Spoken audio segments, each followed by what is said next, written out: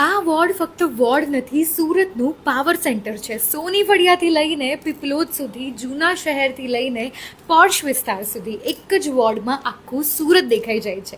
હા, હું વાત કરું છું વોર્ડ નંબર 21, જ્યાંથી ભાજપના મોટા નેતાઓ ઊભા થયા અને વર્ષોથી આ ગઢ કોઈ તોડી શક્યું નથી. 2021માં પણ ભાજપે ક્લીન સ્વાઇપ કર્યું અને લીડ સીધી 77,000 મતથી.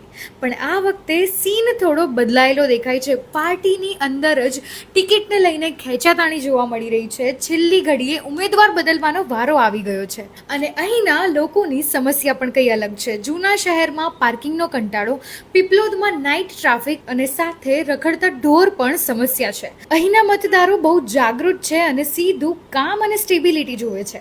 તો સવાલ એ છે, આ પાવર વોર્ડમાં આ વખતે પાવર જળવાશે કે કંઈ બદલાશે? તમને શું લાગે છે? કમેન્ટમાં જણાવો અને ફોલો કરો ગુજરાત મિત્ર.